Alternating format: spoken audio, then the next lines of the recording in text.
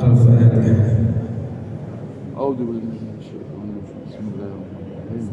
Alhamdulillahirabbil alamin arrahmanir rahim maliki yaumiddin.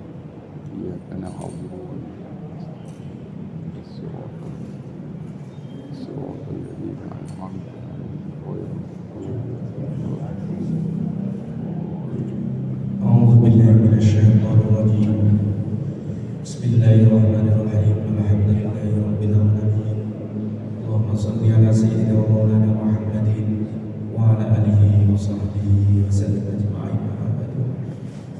Hadirin wa hadirat yang dimuliakan oleh Allah, para alim, para ulama, para asatidzah, para pengurus masjid, para sesepuh yang dirahmati oleh Allah. Puji syukur alhamdulillahirabbil alamin, pada pagi hari ini kita berjumpa lagi di bulan Sya'ban. Ini sudah bulan Sya'ban. Kayaknya kita ketemu kalau diberikan kemudahan, mungkin sisa 3 atau 4 pertemuan sudah masuk Ramadan. Mudah-mudahan dengan rasa syukur yang kita panjatkan ini oleh Allah ditambahkan segala nikmatnya, disempurnakan setiap anugerahnya, dan tentunya ditambahkan taufik kepada kita. Amin Allahumma Amin Allahumma amin. Mengingat lagi Allah itu memberikan pertolongan kepada hambanya, wujudnya macam-macam. Yang pertama, biasanya kan kalau orang ceramah itu wabillahi taufiq wal hidayah.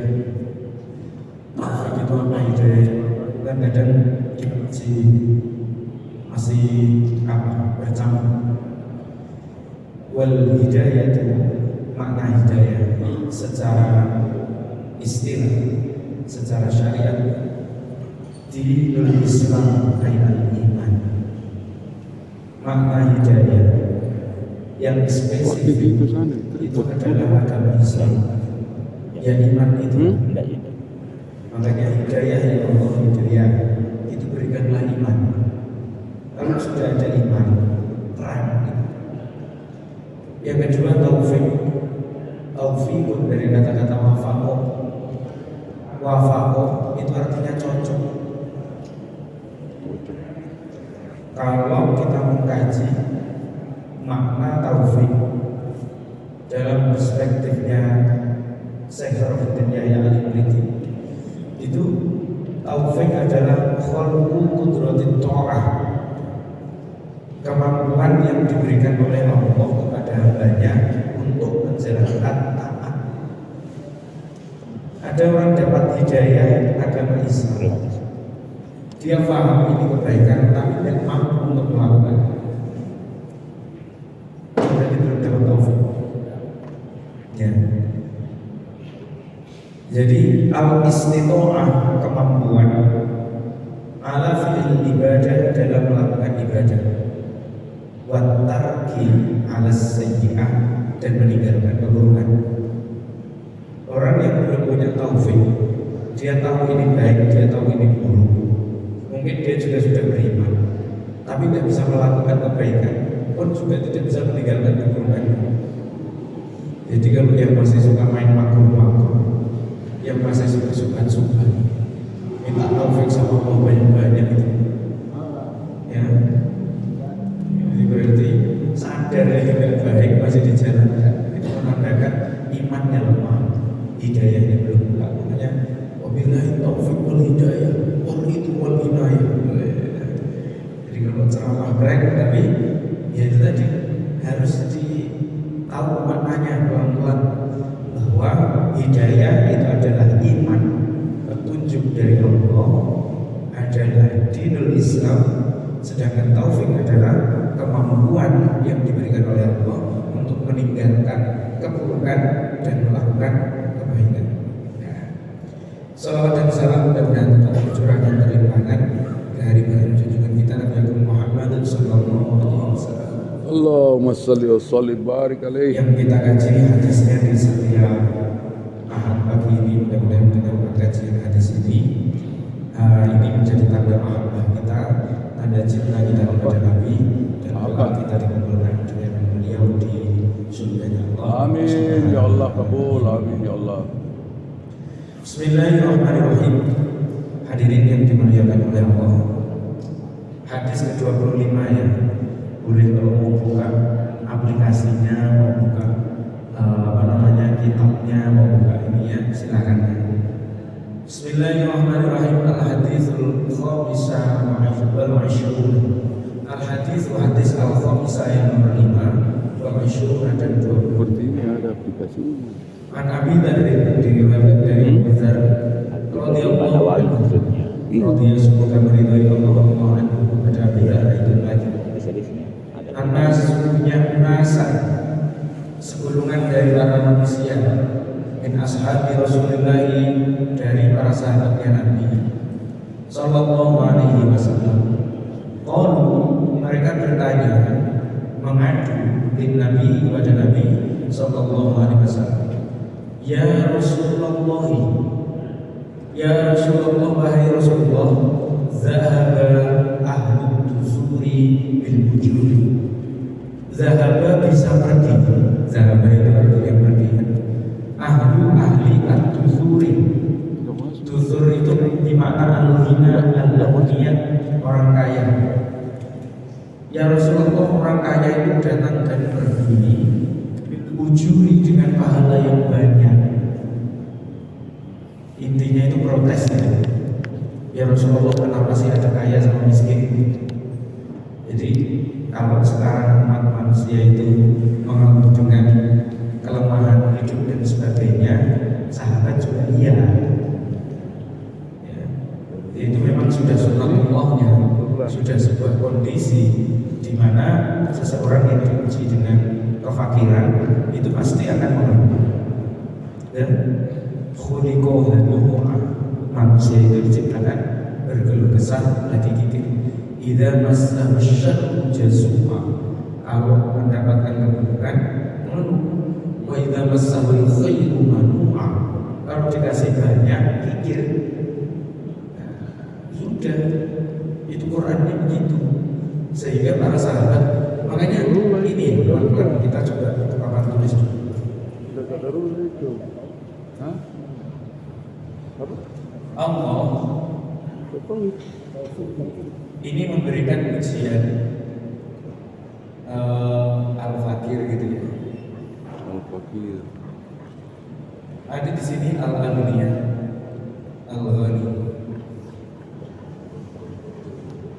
Fakir dan kaya. Coba lihat, Allah memberikan dua kondisi ini tidak hanya kepada orang muslim saja, kepada orang kafir juga begitu. Ya, dulu juga begitu, sekarang juga begitu. Ila yaumil qiyamah Allah itu akan menjadikan dua golongan ini. Ustaz, itu di dalam Al-Quran ada ayat yang mengatakan tidak ada orang itu diuji dengan kemiskinan, tidak ada dengan kefakiran. Innahu aghna wa aqna. Maknanya aqna. Ya, makna aqna itu diuji, dia diuji dengan kefakiran, tapi qanaah gitu. Allah yang menguji fakirnya, qanaahnya dirinya. Jangan ditabrakan. Kan katanya Allah menguji itu tidak menguji fakir. Dan kalau tidak ada fakir, itu tidak ada sedekah, tidak ada zakat. Innamas shadaqatu lil fuqara'i wal masakin. Ayat itu tidak laku. Al-ghina wa aqna itu adalah kondisi orang muslim. Kalau dia paham, dia mengerti ilmunya. Kalau fakir tinggal qanaah, kalau kaya dia tinggal bersyukur, hanya itu saja. Jangan kita berangkat. Nanti Ustaz ini kok ada ayat kontradiktif, bagaimana? Yang kontradiktif itu bukan ayatnya, akalnya. Jarang ngaji. Kalau diajak ngaji terus kabur, sebelum kabur ya bawa jajan dulu. Ngajinya tidak mau, jajannya diambil dulu. Iya, bungkus. Gitu ya. Langsung pulang. di anak itu mau anak Yesus. Ya. Tapi ya bagaimanapun mereka umatnya Rasulullah. Allah. Ya, masih penting ya. Masya Allah. Nah, jadi Allah itu selamanya akan menguji manusia dalam dua kondisi, baik dalam kondisi fakir maupun dalam kondisi ghani, dalam kondisi kaya. Nah, dia dalam membawa iman, artinya dia membawa iman, dia itu muslim. Orang muslim kaya ya tetap ada, orang muslim fakir tetap ada. Orang kafir yang kaya ada, orang kafir yang fakir banyak. Masya Allah. Kita kalau diperlihatkan Jepang, kita kalau diperlihatkan Cina, kan yang terlihat yang cantik-cantik, yang gagah-gagah. Coba kalau dilihat betul-betul, itu kalau di Google itu, di YouTube itu ada namanya apa ya? Walking ya. Istilahnya walking in China, jalan-jalan ke China. Nanti akan ada orang itu kayak live streaming, dia jalan lorong-lorong di sana itu, masya Allah. Kalau lihat yang kaya ketemu kaya, tapi kalau ketemu pas yang fakir ya alhamdulillah. Di Jepang juga sama, sisi-sisi kehidupan seperti itu. Ada orang begitu mengagung-agungkan, Ustaz, saya itu pernah ke luar negeri, ke Singapura, itu bersih sekali, dan di sana itu istilahnya orangnya kaya-kaya semua. Kayaknya kalau ke Singapura belum ke pojok-pojoknya deh. Iya betul. Paling ya hanya di bagian kotanya saja, pojok-pojoknya pasti ketemu. Selalu ada dua sisi ini. Maka para sahabat yang diuji dengan kefakiran, mereka ngomong sama Rasulullah, ya Rasulullah, kenapa ya Allah itu bikin kaya dan miskin? Kenapa bikin kondisi fakir dan berlapang? Yusalluna kama nusalli, mereka engkau kasih kenikmatan bisa sholat, aku juga bisa sholat. Kalau saya sholat, kadang-kadang pakaianku sederhana. Kalau panas kepanasan, kalau dingin kedinginan. Kalau mereka, kalau sholatnya pas dingin bisa pakai pakaian tebal. Kalau pas kondisinya panas bisa pakai pakaian yang menyerap keringat sehingga tidak kepanasan. Dan kalau kami, satu. Dua, wayasumuna kama nasumu, wayasumuna, dan mereka bisa berpuasa kama nasumu seperti kami puasa. Tapi puasanya beda. Kalau kami puasa, ya sahurnya ya seadanya. Kalau mereka sahur bisa semangat, bisa bikin sate, sahurnya itu enak-enak. Nanti buka puasa juga nikmat. Dan kita buka puasa yang mungkin ketemu air putih sama roti kering. Coba lihat. Berikutnya, wa yatasaddaquna bi fuduli amwalihim, dan mereka bisa bersedekah dengan kelebihan hartanya. Kami tidak. Ya. Jadi ditraktir terus itu sebenarnya ujian. Masya Allah, der itu. Ya. Traktir terus ujian. Masya Allah. Mohon maaf ya, kalau kita memiliki akal sehat, ditraktir terus, maka ditraktir gratisan terus. Ujian kalau sadar, kalau tidak sadar, wah gratisan itu kalau tidak sadar. Sadar. Masya Allah. Allah itu kalau ngomong masalah nafkah, infak ke masjid kan, dimanapun infak kebaikan perang masjid, masalul ladzina yunfiquna amwalahum fi sabilillahi kamathali habbah, seperti biji ambatat sab'a sanabila fi kulli sunbulatin mi'atu habbah. Dia bisa menumbuhkan banyak. Saya itu kalau pulang jamaah hanya dapat bubur. Saya dapat 2. Alhamdulillah. Beban saya itu. Masya Allah. Bungkus lagi. Beban. Kami diajari. Ujian. Ketika kita jadi santri dulu itu diajari. Saya sama guru saya. Beliau itu kalau ada kondangan kemana-mana, singgah dulu di rumah makan, singgah dulu di warung. Makan dulu. Santri makan dulu sampai kenyang. Masya Allah. Ya, Subhanallah. kamu makan pilihan apa? Di mobil itu tanya mau makan apa. Jadi kalau undangannya jam 9 pagi, jam 8 sudah berangkat. Kita singgah ke warung dulu ya, makan apa?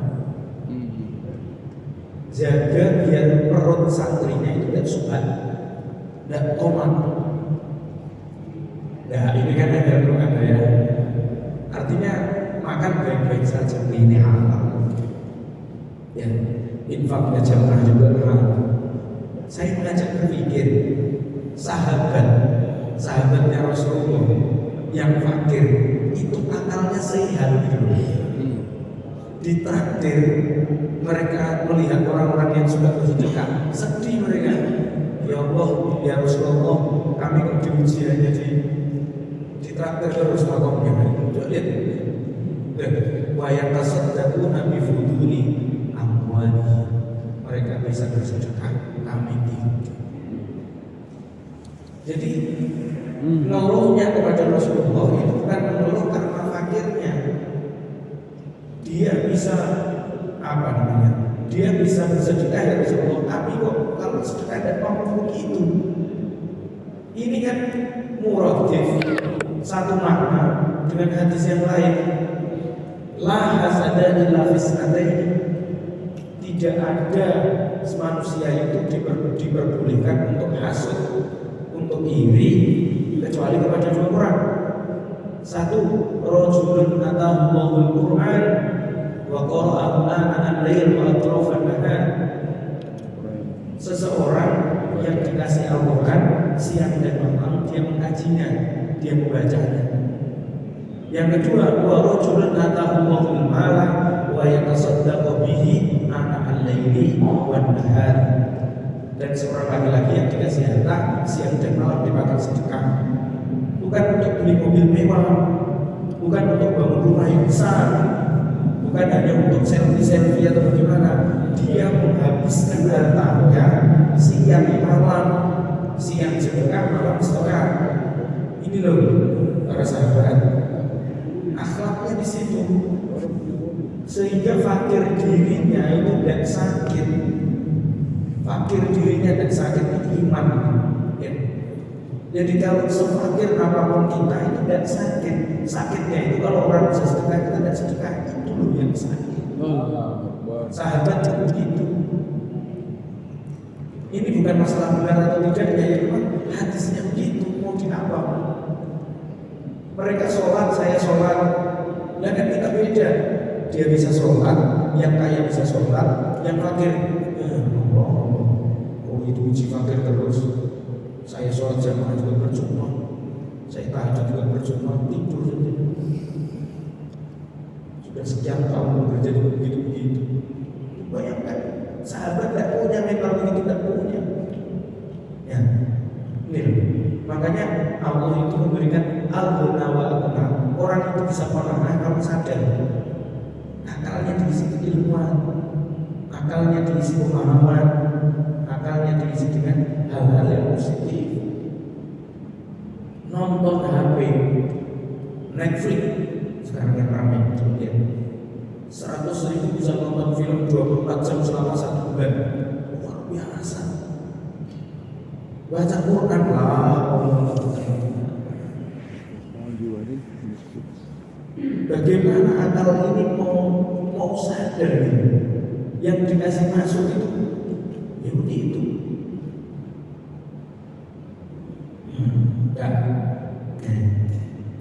Qala awalaisa ja'alat ja'alallahu lakum ma tasaddaquna. Maka atas kemudian Rasulullah menghibur para sahabat ini tadi. Awalaisa, qala menjawab lagi, awalaisa, adakah kalian belum melihat? Qad ja'ala sungguh ja'ala menjadikan Allah lakum padamu mata saddaquna hal-hal yang bisa kamu gunakan untuk sedekah meskipun bukan harta. Inna bikulli tasbihatin shadaqatan. Inna sesungguhnya bikulli tasbihatin shadaqatan ada sedekah di dalamnya. Wa kulli takbiratin dan setiap takbir shadaqatan sedekah di dalamnya. Wa kulli tahmidatin dan setiap tahmid alhamdulillah shadaqatan di dalamnya. Wa kulli tahlilatin dan setiap tahlil shadaqatan sedekah di dalamnya. Wa amrin dan ketika kau memerintahkan bil ma'rufi kepada hal yang baik shadaqatan menjadi sedekah di dalamnya. Terus aja. Wa nahyin dan ketika kau mencegah an mungkarin dari kemungkaran shadaqatan menjadi sedekah di dalamnya. Ini ya, amar ma'ruf nahi munkar. Amar ma'ruf banyak yang tidak mau, nahi munkar apalagi.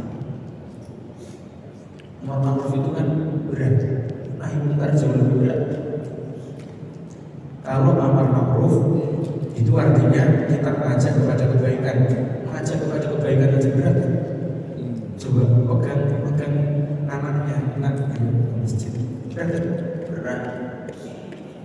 Quran sudah bilang kan, wa'mur ahlaka bis-sholati wastabir 'alaiha. Perintahlah keluargamu itu untuk sholat, wastabir 'alaiha. Sabarlah engkau dalam memerintahnya. Perintahnya saja sabar. Tapi itu menanamkan mentalnya di sini.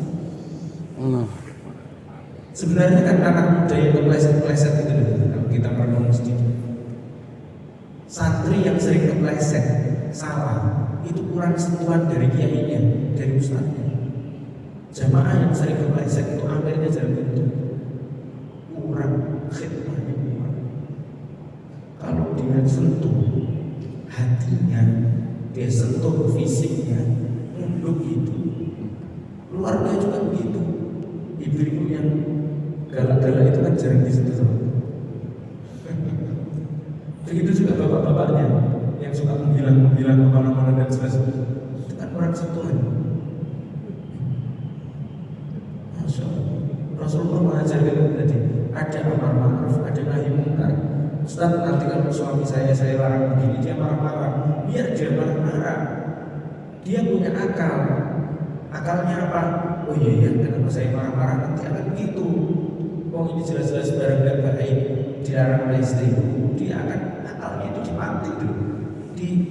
Yang namanya kayak kerak di otak kita, dikerok gitu loh, pakai. Ya mungkin dengan penggosok yang keras. Begitu juga dengan istri. Ustaz, nanti kalau saya tegur dia marah, akhirnya ngambek mama. Biar ngambek mama, karena wasbir 'alaiha. Kau harus sabar itu. Wa in tarakaha, apabila kau meninggalkan, jadi bagus ala ijajah, dia akan tetap bengkok seperti itu kalau enggak. Teruskan. Laki-laki juga begitu. Kadang kan keluarga yang baik-baik saja itu yang selalu kelihatan harmonis, tidak ada konfliknya. Salah. Yang ada konfliknya itu yang lebih berkah. Sehingga Aisyah itu paling banyak konfliknya dengan Rasulullah. Yang paling banyak meriwayatkan hadis adalah Sayyidah Aisyah dari istri-istri Rasulullah. Fikih wanita, al-fiqh lin nisa, itu riwayatnya paling banyak dari Sayyidah Aisyah radhiyallahu anha. Marah banting piring itu Sayyidah Aisyah. Ada riwayatnya, percaya piringnya. Pernah Rasulullah itu dijambat sama Sayyidah Aisyah. Baca betul-betul. Makanya kalau punya HP jangan dipakai konten yang aneh-aneh. Dikasih dikembangkan, kan ada internetnya. Yang katanya Ustaz pagi tadi Rasulullah itu rambutnya pernah dipegang Sayyidah Aisyah. Gara-gara apa ya? Kitabnya di mana ya? Nanti pergi ke perpustakaan. Nanti ke UIN, ke Al-Ghazali, ke UIN. Coba baca kitab aslinya. Di sini. Oh, Rasulullah itu pernah begitu. Protesnya. Sehingga kita ini tidak cemen gitu. Gara-gara takut dimarahin istri, cemen. Nah ini kan yang berani meminta istri adalah suami yang kaya raya. Tidak boleh begitu. suami itu ar-rijal qawwamuna, dia menjadi pemimpin, dia berhak untuk menegur, melarang dan sebagainya. Sekalipun Allah membolehkan istrinya memiliki pekerjaan, suaminya sederhana. Jangan seperti itu. Begitu juga sebaliknya, seorang istri itu berhak untuk menegur suaminya. Karena al-mar'ah itu imadul bilad. Perempuan itu tiangnya, kalau orang Arab bilang tiangnya negara. Bila soluhan soluhal bilad. Kalau perempuan yang lurus, negaranya juga bagus, tegak, keluarganya baik. Jangan dibilang perempuan itu ya pokoknya ikut suami, surganya ikut suami, nerakanya ikut suami. Tidak begitu. Suami dan istri sama-sama membangun keluarga. Allah tidak mungkin mengatakan wajah Allah bainakum, tidak pakai kata-kata baina. Kalau memang tidak ada kontribusi antara suami dan istri, atasan dan bawahan, ayah dan anak, jamaah dengan imam, itu tidak mungkin. Kalau tidak menggunakan pasti tidak pakai kata baina, kata baina dan rahimkan. Wa fi bud'i ahadikum, wa fi bud'i ahadikum, dan di dalam kemampuan salah satu di antara kalian, sedekah itu menjadi sedekah.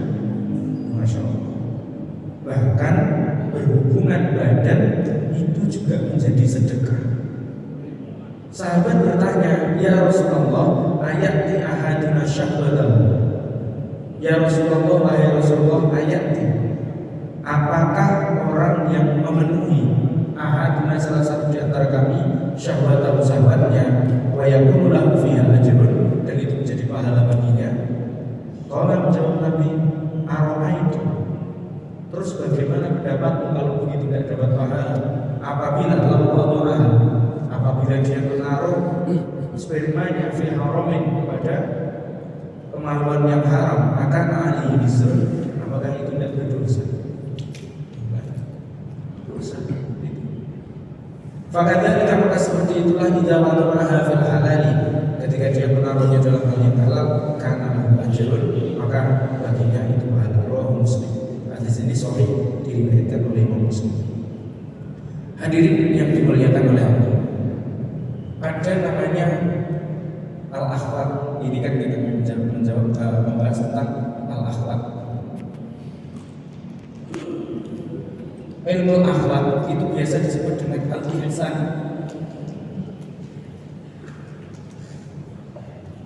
Orang lagi ngomong, ada ilmu namanya ilmu at-tasawuf. Kan ada orang yang anti ngomong tasawuf, nggak usah pakai nama tasawuf. Tasawuf itu kan mensucikan diri, nggak enak, ngomong saja ihsan. Ihsan itu berarti apa? Berbuat baik. Ihsan itu kok, ihsan, orang itu kalau sudah ihsan berarti dia nanti masuk tasawuf ini sebentar lagi. Kalau nggak enak ngomong ihsan, ngomongnya akhlak saja. Pembahasan hadis ini adalah pembahasan hadis akhlak. Dalam fikih, dalam fikih itu biasa disebut dengan al-fahmu, disebut juga dengan ad-din, agama, pemahaman fikih itu mirip dalam pemahamannya. Nah, biasa disebut di sini juga dengan syariah. Nanti biar orang itu kan kadang menyalah-nyalahkan, membedakan tasawuf, ihsan sama akhlak. Jadi jangan-jangan dia tidak paham, ngajinya belum betul-betul. Tasawuf itu hanya bagian dari ihsan, hanya bagian dari ihsan, jalur kebaikan dari ihsan. Ihsan ini kandungannya akhlak, perilaku yang baik, sudah begitu saja. Tasawuf ya. Ada guru tak? Kan repot kalau tidak paham definisi. Ya, pelan-pelan. Di dalam pemahaman di sini ada kemiripan dan ada perbedaan. Dalam fikih kita mengenal 5 hukum: 1, 2, 3, 4, 5. Hukum pertama itu al-wajib, ma yusabu ala fa'ilihi wa yu'aqabu ala tarikihi. Siapapun yang mengerjakan mendapatkan pahala, yang meninggalkan dapat dosa. dosa, itu kan wajib. Dalam ilmu fikih, dalam ilmu faham, dalam ilmu agama. Yang kedua, as-sunnah di bawahnya. Dalam ilmu sunnah, al-mustahab, maknanya yang lain itu apalagi sunnah, mustahab, ya. Itu artinya apa? Ma yusammu ala fa'alihi wa la yu'aqabu li tarkihi. Orang yang mengerjakannya dapat pahala, yang tidak mengerjakan tidak disiksa. Rugi Ustaz, itu kan bahasanya orang Indonesia. Kalau tidak bisa melakukan rugi, ya rugi. Ya, tapi kan bahasa aslinya wala yu'aqabu, tidak disiksa. Karena hakikatnya seseorang itu kalau oleh Allah dianugerahi bisa mengerjakan sunnah satu, kadang tidak bisa mengerjakan sunnah yang lain. Pelan-pelan. Yang senang iktikaf dia tidak dapat sunnah silaturahmi. Ya. Yang dapat sunnah silaturahmi tidak dapat. Kalau ditanya lagi, silaturahmi kan hukumnya wajib. Ya wajib kalau dia ada inkitok, ada perpisahan, menyambung persaudaraan yang terpecah itu wajib. Tapi kan kalau kita ziarah itu sunnah. Nanti ditabrakkan lagi. Orang yang suka nabrak-nabrakan itu memang satu tidak pernah ngaji, dua ilmunya sedikit, tiga akalnya agak susah, nomor empat mungkin keturunannya Bani Israel. Karena biasanya susah mendengarkan. Kaumnya Nabi Musa. Yes, pokoknya iya. Suka bertanya kayak Nabi Musa. Suruh mendengarkan susah, maunya punya. Ya, sunnah. Orang yang mengamalkan sunnah satu biasanya sunnah yang lain dia tidak bisa kerjakan. Makanya itu loh, sunnahnya Rasulullah begitu banyaknya sunnahnya sehingga menjadi ikhtilaful a'immah, perbedaan para umat, para imam di situ. Yang satu pakai kunut, satu tidak. Karena memang kapan kunut dia tidak, ya dia meninggalkan tidak kunut, kapan dia tidak kunut, dia tidak kunut dan dia apa? Pokoknya begitu. Yang satu baca basmalah, yang satu tidak. Itu memang ikhtilaf kan. Ya, ini maksudnya sunnah. Tapi kalau perkara wajib, sholat 5 waktu, tidak bisa ditawar. Siapapun orangnya, mau dia, mohon maaf, cacat fisiknya, cacat indranya, dia tetap wajib sholat. Karena kalau sholat 5 waktu, kapan tidak bisa berdiri, boleh duduk. Kapan boleh duduk, kalau dia tidak mampu duduk, boleh berbalik. Di sini tidak bisa. Yang nomor 3 yang sering kita bahas, ini al-mubah. Sesuatu yang boleh. Ini loh nanti yang berbeda, saya mau bahas. Di sini di atas yang mubah ada al-makruh. Sesuatu yang tidak disukai. Nanti kalau saya bilang rokok, nanti ikhtilaf lagi. Yang lain saja. Pergi ke masjid dengan aroma yang tidak enak, itu juga makruh. Makanya kalau ditanya haram atau makruhnya rokok, itu belum jauh-jauh ngomong rokok. Kalau sholat di sampingnya orang rokok tidak nyaman. Mungkin dia rokok itu tidak makruh, Ustaz, terserah, tapi kamu ganggu orang lain. Rasulullah itu bersabda, barang siapa membawa bau yang tidak enak, fala yaqrabu masajidana, jangan dekat-dekat dengan masjid kami, ganggu umat yang lain. Terserah, kan ini hanya masalah kesadaran saja toh. Ya kalau memang masih merokoknya silakan, ganti bajunya kan, punya baju di dalam jok motornya, punya baju di dalam mobilnya. Kalau mau masuk masjid ganti bajunya kan banyak. Lagi baju yang murah-murah sekarang, beli di cakar di 5.000 juga tidak ada yang tahu kan. Nanti bawa ke laundry sudah mengkilat. Lagi ke masjid kan juga tidak aneh-aneh, pakai baju kan seadanya kan juga boleh. Pergi ke kondangan pakai jas, style, bayar sekali. Tidak ada parfumnya depan belakang, badannya sudah pakai kolon, baju dalamnya disemprot, baju luarnya disemprot. Kemudian pergi ke masjid, padahal di dalam Quran sudah bilang, Allah sudah berfirman, "Khudzu zinatakum 'inda kulli masjidin." Pakai perhiasan yang paling terbaik kalau pergi ke masjid biar sholat enak. Begitu ngomong, karena memang Allah menguji kefikiran kepada saya, sehingga saya pergi ke masjid pakai baju seadanya. Sakit memang. Dan makruh yang terakhir ini al-haram, sesuatu yang haram. Ya, makanya di sini ditanya al-halal al-mubah itu apakah lawannya haram? Ya, sunnah lawannya juga haram, wajib lawannya juga haram. Pelan-pelan ya.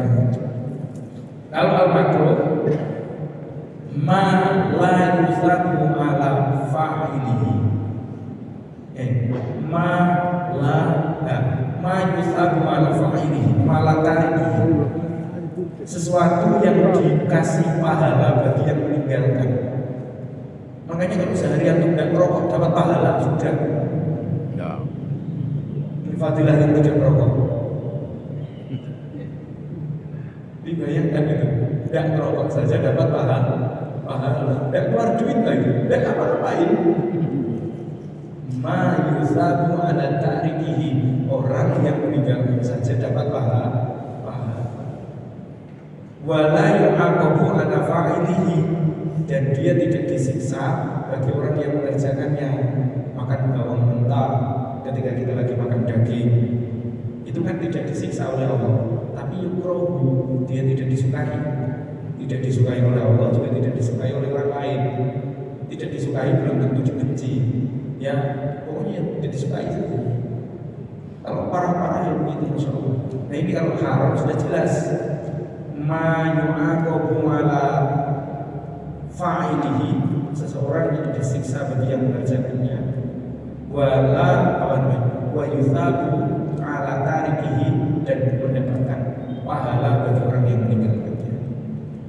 Makanya kalau kita, Masya Allah, ditanya, Ustaz, kumpul dengan istri itu kan dapat pahala, dan itu kan menyalurkan sahabat, itu dalilnya dari dalam hadis.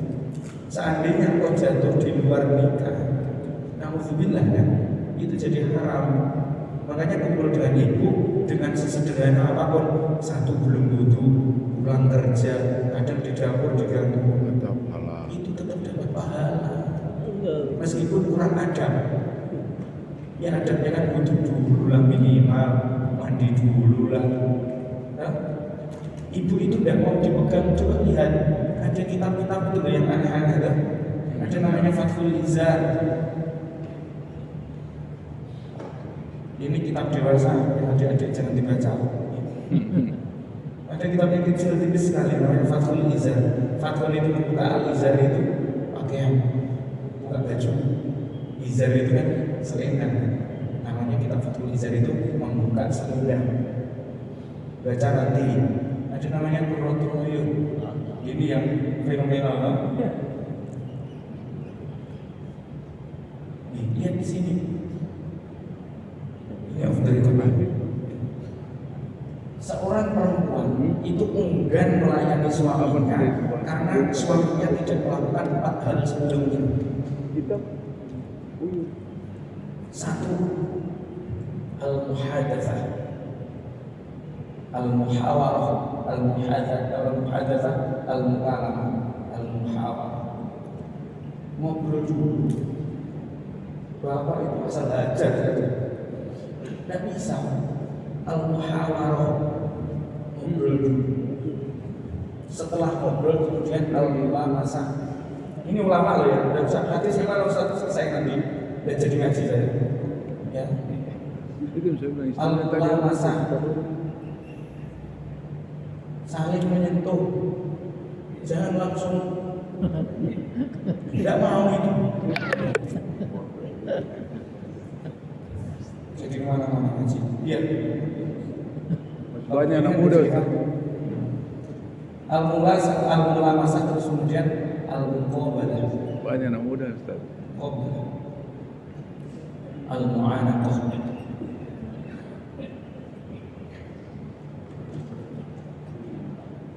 Saya tulis tulis bahasa Arabnya biar enggak jadi kontroversi yang ada nanti. Iya. Muqabalah itu mulutnya ketemu. Ya, bapak-bapak mulutnya kerja. Bukan pakai ngomong, ya, nomor 2. Kalau mau anak itu berangkulan. Setelah itu baru al-mubasyarah. Ini tidak. Semarah apapun ibu, jengkelnya kayak apa? Kalau antum ya 1, 2, 3 lemes nih. Lemes. Gol. Ulama itu kalau sudah mengajarkan keilmuan, saya itu juga mikir. Dulu itu saya masih kelas 2 SMA, kelas 2 aliyah. Ini kita macam apa? Orang dari ujung ke ujung bahasanya hanya begitu saja. Kalau pengen anak laki-laki begini, kalau pengen anak perempuan begini, dan apa itu saya bilang begitu. Ternyata memang itu mujarroban, eksperimen yang diuji kemudian berhasil. Tapi mereka juga menuliskan di akhir kitabnya, wallahu a'lam bishawab. Hadza tajribatan minal ulama, ini hanya sebuah percobaan eksperimen para ulama. Saya hanya menuliskan sebuah eksperimen hasil riset dari para ulama, itu saja. Nah, tapi ini tes ulang yang 3, 1, 2, 3, aja ngobrol dulu. Udah ngambek kayak apa? Anak-anak ini kira-kira gimana ya? Lama-lama terus kemudian ya itulah kan buaya muda kan, jangan kan ibunya tetangganya aja kelpok-kelpok. Masa ke orang lain bisa, masa ke pasangannya tidak bisa. Memang setan itu begitu ganggunya. Mudah ngomong sama orang, susah ngomong sama keluarga. Dan jadi kemana? Nah di sini sedangkan dalam kategori akhlak tadi, ya dalam kategori akhlak ini ada al-mubah, sama-sama ada 1, 2, 3, 4, 5. Kalau makna al-mubah di sini termasuk bagian dari al-wajib. Ini kalau dalam kategori akhlak. Al-mubah kamithil wajib. Kamithil wajib. Dalam kategori dalam ilmu akhlak, sesuatu yang mubah itu menempati sesuatu yang wajib, seperti hal-hal yang wajib. Makan itu hukumnya mubah, boleh, halal, tetapi dapat pahala. Jadi mirip, kamithil namanya misli, namanya mirip, itu tidak sama, tetapi menjadi dapat pahala karena makanannya setelah makan dapat kekuatan, dia gunakan untuk beribadah, dia gunakan untuk silaturahmi, dia gunakan untuk bekerja, dia gunakan untuk melakukan kebaikan. Kalau melihat fikih berarti makan itu bisa berpahala, bisa tidak. Tapi kalau dalam ilmu akhlak, makan itu menjadi pahala. Terbukti di dalam Al-Quran dikatakan kulu washrabu wala tusrifu. Makanlah dan minumlah, yang penting dan berlebih-lebihan. Kan begitu. Sehingga makan dan minum itu adalah perintahnya Allah langsung. Bimanzilatil wajib, seolah-olah itu wajib. Nah, paham ya? Jadi kalau dalam kategori mubah, nikah itu seolah-olah wajib. 2 hal kalau kita baca di kitab nikah dalam kitab Bulughul Maram, hadis pertama itu ada sarah hadisnya. Ya. 2 akad itu boleh menunda sholat kalau ada 2 akad ini. Ada akad dan ini dipahami betul-betul ya. Nanti kalau tidak ini repot nanti. Kalau ada 2 akad ini setelah adzan menuju sholat itu boleh ini diperpanjang, artinya menunda sholatnya agak dikasih belakang, didudukan 2 akad ini. 1 Islam, Abdul Islam, al-Islam. Orang yang masuk Islam menurut para ulama melihat pada riwayatnya para sahabat dan Rasulullah, kalau orang masuk Islam jangan nunggu di Islam dan di depan masjid, turun langsung duduk, ayo saya langsung begitu. Kalau sebentar lagi ayo baru diislamkan setelah sholat, berubah imannya dan jadi masuk Islam. La ayyahdiya rajulun khairum minad dunya wa ma fiha. Kalau engkau bisa memberikan hidayah kepada satu orang laki-laki saja, itu lebih baik daripada dunia seisinya. Makanya jangan ditunda. Allah, Ustaz, saya pengen masuk Islam. Iya. Terus bagaimana? Nah, nanti saya pengen disaksikan oleh jamaah, disaksikan oleh jamaah dulu, disaksikan oleh MUI, disaksikan oleh Kemenang, dicatatkan boleh. Tapi saya ada dulu di sini ya. Di mana Ustaz? Ya di sini. Di parkiran Ustaz? Iya di parkiran. Asyhadu an la ilaha illallah wa asyhadu anna Muhammadar Rasulullah. Itu namanya Robitoh, mengikat hatinya agar dia tidak loncat. Lapor. Kapan dia nunggu dulu? Apalagi kalau kita sok alim, terus kemudian sok bijak, sudah kau pikir betul-betul kau masuk Islam. Itu pertanyaan apa gitu. Itu nanti kalau seremonial boleh, tapi kalau sudah mau masuk Islam, orang mau masuk baik. Oh terima kasih, alhamdulillah tambah saudaraku sebagai muslim. Bisa dulu yuk, itu ngomongnya. Nanti itu dia belum wajib sholat, belum apa loh, sudah betul. Jangan kan berpikir sholat aja belum wajib dia. Alhamdulillah bertambah saudaraku dulu, ayo sadar dulu. Tapi nanti sadar ya, itu untuk seremonialnya nanti. Ayo masuk dulu di ruangannya imam atau di mana izin. Sadar kan. Kemudian Pak Imam agak lambat dulu, kenapa? Itu penting. Yang kedua al-aqd nikah.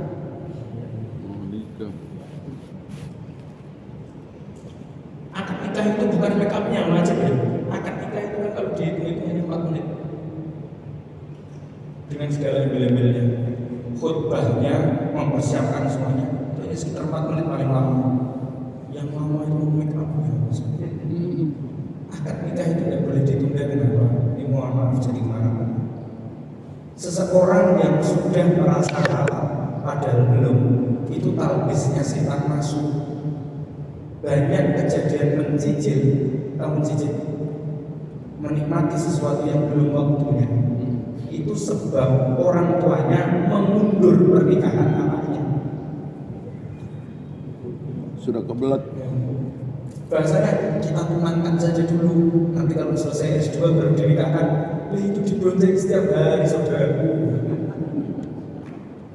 Diajak beliau warung contoh nggak tahu itu. Makanya banyak orang tua digosok di neraka itu kan begitu. Saya belum punya anak-anak yang besar, tapi saya punya keprihatinan. Betul. Makanya kalau akan nikah, Bapak saya mau nikah, ya sudah. Kalau kamu mau nikah, pergi kau ke pondok dulu sana. Ya di pondok saja dulu, jangan keluar.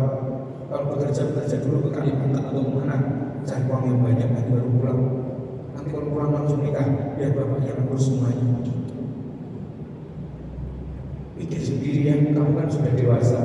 Coba kamu datang ke mertuamu sendiri, calon mertuamu, bahaya. Jangankan seperti itu. Kalau ada orang sudah siap untuk menikah, pasangannya sudah siap, duitnya sudah disiapkan, maharnya, saksinya sudah siap, sholat boleh mundur, masuk waktu yang kedua, dinikahkan dulu. Menghalalkan barang yang haram, lihatnya yang haram, megangnya, kalau naik, kejadian banyak sekali. Ulama itu kalau menjelaskan, Masya Allah kan, kok mengundurkan waktu sholat? Artinya bukan membuang waktu sholatnya, tidak, mendahulukan sesuatu yang penting. Karena hakikatnya akad Islam itu tidak lama, akad nikah itu juga tidak lama. Budaya kita yang membuatnya berbelit-belit. Saya akan nanti pestanya bagaimana Ustaz? Mau diijab kabulkan lagi ada apa? Ada pembahasan namanya tajdidun nikah, memperbaharui nikah. Itu ada fikihnya. Seseorang yang nikahnya mulai sudah agak hambar, disunahkan untuk memperbaharui akad nikahnya.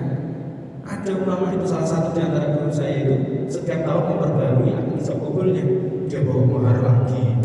Saya kok aneh, ini kenapa orang begini? Kurang kerjaan saja. Istrinya benar hanya satu. Ternyata ada namanya tajdidun nikah. aja namanya tajdidul iman, memperbarui keimanan. Nikah itu juga perlu diperbarui kata beliau. Itu kan mazhabnya beliau terserah. 3 hari. Biar suasananya itu harum lagi, biar suasananya itu seru lagi, begitu. Ya, jadi seberapa sekarang? Udah habiskan waktunya. Jadi kesimpulannya adalah Allah akan menguji setiap orang itu dalam kondisi fakir, ada yang dalam kondisi ghani. Al-ghani ini yang fani itu al-ghani.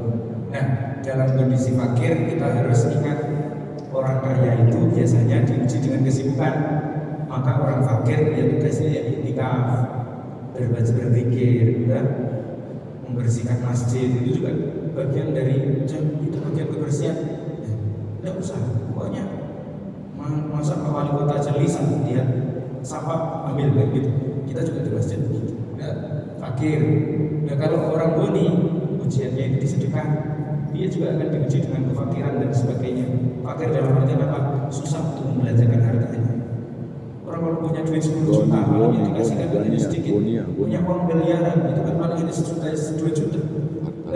Dan ingat, ujian terberat di dunia ini adalah apa? Ditraktir terus menerus, harus mandi. Allah Akbar. Ujian terbesar itu. Ditraktir kan kemarin kita sudah biasa. Orang yang ditraktir terus menerus hilang adilnya, kebeli, gratifikasi. Gratifikasi. Ya, makanya kan jarang orang yang memberi, orang yang dikasih itu harus sama-sama paham. Memberi ikhlas, yang tidak dikabul, yang menerima juga qanaah kan begitu.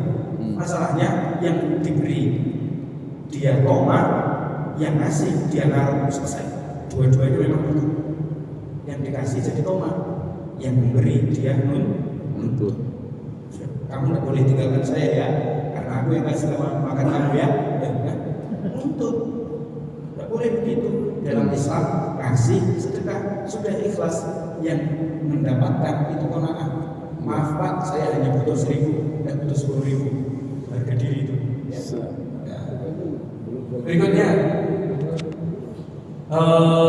tadi kita membahas tentang hal-hal yang mubah, bahkan tentang syahwat.